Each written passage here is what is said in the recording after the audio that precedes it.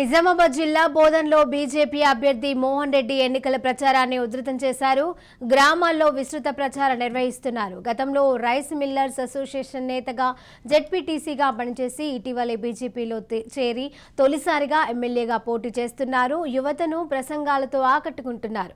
ఈ ఎన్నికల్లో బోధన్ ప్రజలు మార్పు కోరుకుంటున్నారని, బోధన్లో కాషాయపు జెండా ఎగురవేస్తామని ధీమా వ్యక్తం చేస్తున్న వడ్డీ మోహన్ రెడ్డితో మా reporter Kishore face to face. జిల్లాలో ఎన్నికల సందడి వాతావరణం కనిపిస్తుంది. ఇప్పటికే టికెట్ దక్కించుకున్న నేతలు అటు ప్రజల్లోకి ప్రచారంలో దూసుకెళ్తున్నట్లు కూడా తెలుస్తుంది. అయితే బోధన్ నియోజకవర్గం నుండి ఇటు బీజేపీ అభ్యర్థిగా మోహన్ రెడ్డి టికెట్ దక్కించుకున్నారు. ఇప్పటికే ప్రజల్లోకి వెళ్తున్నారు. ప్రస్తుతం మనతో మోహన్ రెడ్డి గారు ఉన్నారు. చెప్పండి సార్, ప్రజల నుంచి ఎలాంటి స్పందన వస్తుంది నియోజకవర్గంలో? ప్రత్యేకంగా బోధన్ నియోజకవర్గంలో ప్రజల నుంచి ఒక మంచి స్పందన లభిస్తూ ఉంది.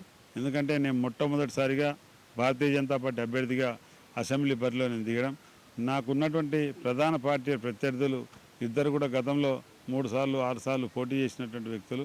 వారికి ఉన్నటువంటి సేవలు కానీ, వారి పని విధానం కానీ, వారి ఆలోచన విధానం కానీ, వాళ్ళ యాక్టివిటీ కానీ, వాళ్ళు ఎటువంటి ప్రవర్తన కలిగినటువంటి వ్యక్తులో ప్రజలు ఇప్పటికే గత 25-30 సంవత్సరాల నుంచి వాళ్ళిద్దరిని కూడా చూస్తూ వచ్చారు. వాళ్ళిద్దరి మీద ప్రజలు విసిగిపోయి చెందినారు. నేను నూతనంగా రావడం, కొంత రాజకీయాల్లో ముదరించి ఉన్నప్పటికీ కొంత పరిచయం ఉంది కాబట్టి ప్రజలందరూ కూడా మోహన్ రెడ్డికి మంచి మనిషి, మోహన్ రెడ్డికి ఓటేయాలనే దాంట్లో ప్రజలు విశేష స్పందన లభిస్తుంది. మేము ఎక్స్పెక్ట్ చేస్తలేము, గ్రామంకి వస్తున్నామని ఖాళీ జస్ట్ మెసేజ్ వెళ్ళిపోయిందంటే గ్రామంలో ఉన్నటువంటి మహిళలు, యువకులు అందరూ కూడా పెద్ద ఎత్తున మమ్మల్ని కలవాలని ముందుకు వస్తూ ఉన్నారు. ఆ రకంగా ఈరోజు స్పందన చూస్తుంటే తప్పకుండా భారతీయ జనతా పార్టీ గెలుస్తుంది. ప్రజలందరినీ కూడా మేము ప్రధానంగా అటు ప్రజల్లోకి వెళ్తున్నారు. ఎలాంటి సమస్యను మీ దృష్టికి తీసుకొస్తున్నారు? ఇక మేము ప్రజల్లోకి వెళ్ళినప్పుడైతే వాళ్ళందరూ అధికారంలోనే మేమే ఉన్నాము, మేమే చేయాలనే ఉద్దేశంతో పాపం ఆ పేద ప్రజలకు తెలియక మాకు రేషన్ కార్డులు రాలేదు, మాకు పెన్షన్ రాలేదు, మాకు ఇల్లు కట్టుకున్నాం, ప్లాట్ అమ్మేసినాం, భూమి అమ్మేసినాం, భూమి అమ్ముకొని ఒక ఇల్లు కట్టుకున్నాం, మాకు డబ్బులు ఇస్తారని అనుకున్నాం, ఇప్పటివరకు మాకు డబ్బు ఇవ్వలేదు. మాకు గతంలో పట్టా బుక్ ఉండేది, ఇప్పుడు కేసీఆర్ పట్టా బుక్ మాకు రాలేదు. దాంట్లో మా సమస్యను ఎన్నిసార్లు చెప్పినా అధికారులు పట్టించుకోవడం లేదు. అదే రకంగా మహిళలు వచ్చేసి మా పిల్లలు గత 10 సంవత్సరాల నుంచి కోచింగ్లకు పంపిస్తున్నాం. ఈ 10 సంవత్సరాల కోచింగ్లో ప్రతిసారి వెళ్ళినప్పుడు 30,000-40,000 రూపాయలు వాళ్ళకి హాస్టల్ ఫీజులు అవి చెల్లిస్తున్నాం. ఎన్నిసార్లు ఎగ్జామ్ రాసినా కానీ ఉద్యోగాలు రావడం లేదు. ఏదైనా ఎగ్జామ్ రాయాలనుకున్నప్పుడు ఆ ఎగ్జామ్ అన్న క్యాన్సిలేషన్ అవుతుంది. ఆ రకంగా తల్లిదండ్రులు ఒక డిగ్రీ పూర్తి చేసినటువంటి విద్యార్థికి సుమారు 22-23 సంవత్సరాల వయసు వస్తుంది. డిగ్రీ పూర్తి అయిన తర్వాత ఇప్పుడు 7 సంవత్సరాలు 8 సంవత్సరాలు ఉద్యోగం కోసం ఉన్నప్పుడు ఆయన వయసు 30 సంవత్సరాలు దాటిపోతుంది.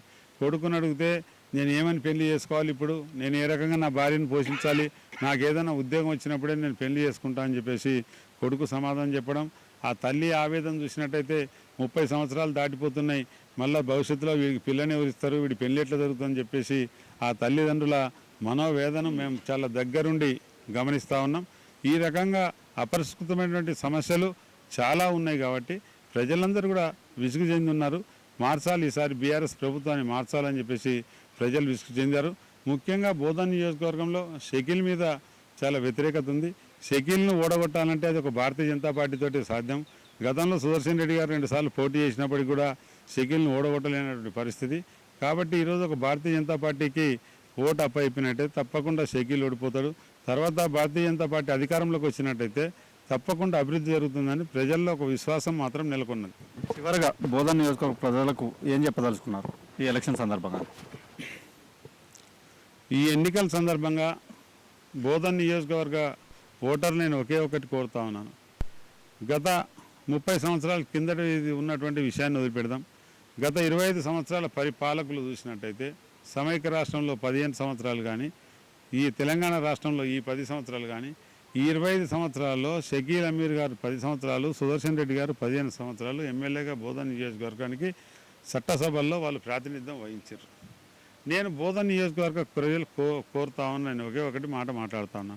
వీళ్ళిద్దరు కూడా హైదరాబాద్లో విలాసవంతమైనటువంటి జీవితాలు గడుపుతూ విలాసవంతంగా హైదరాబాద్లో జీవిస్తున్నారు. కానీ వీళ్ళిద్దరు కూడా ఎక్కడ కూడా ఇక్కడ బోధన్లో కానీ, ఇక్కడ నిజామాబాద్లో కానీ ఎప్పుడో చుట్టపు చూపుకి వస్తారు, వెళ్ళిపోతారు, అధికార ప్రోగ్రాంలు చేసుకుంటారు, ఏదో గెస్ట్ హౌస్ లెక్క పెట్టుకొని ఉన్నారు. కానీ ఇక్కడ స్థానికంగా బోధన్ నియోజకవర్గంలో వీళ్ళు స్థానికంగానో లేకుంటే ఈ జిల్లాలో అన్నా ఉండేటువంటి పరిస్థితి లేదు. ప్రజలందరూ కూడా గమనిస్తున్నారు. మాకు కూడా చెప్తున్నారు, బిడ్డ నువ్వు ఫికర్ పడకు, మన పైసలే లుటాయించిర్రు, వాళ్ళ కాడ ఉన్నది మన పైసలే, వాళ్ళ జోబులు కాల్ చేద్దాం, ఓటు వేసుడు మాత్రం పువ్వుకి వేస్తాం, నువ్వేం ఫికర్ పడకు. కావాలంటే గత పార్లమెంట్ ఎలక్షన్లో మీ అరవింద్కు మేము ఓటేయలేదా, ఇప్పుడు వేయమా, అదే చరిత్ర పునరావృతం కాబడుతుందని చెప్పేసి వాళ్ళు చెప్పినప్పుడు మాకు ఎంత ధైర్యం వస్తుందంటే అంత ధైర్యం మాకు కనిపిస్తూ ఉంది. మొత్తానికి స్థానికంగా ఉండే నేతకు అవకాశం కల్పించాలని మోహన్ రెడ్డి చెప్తున్నారు. రానున్న రోజుల్లో బీజేపీ జెండా ఎగరేస్తామని చెప్తున్నారు. అంతేకాకుండా డబుల్ ఇంజన్ సర్కార్తోనే అభివృద్ధి సాధ్యమని చెబుతున్నారు. కెమెరా పర్సన్ చైతన్యతో కిషోర్, రాజ్ న్యూస్, నిజామాబాద్ నుండి.